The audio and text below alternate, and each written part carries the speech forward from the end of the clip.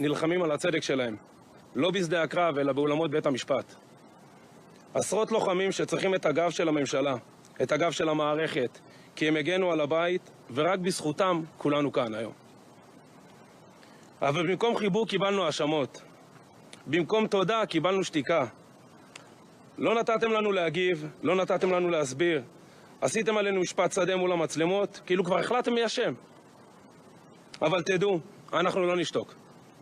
נמשיך להילחם על הצדק בשביל עצמנו, בשביל החברים שלנו, בשביל המשפחות שלנו, בשביל כל מי שיצא עם מדים והגן על הבית.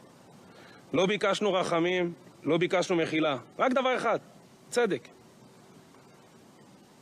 אתם אולי ניסיתם לשבור אותנו, אבל שכחתם דבר אחד. אנחנו כוח 100.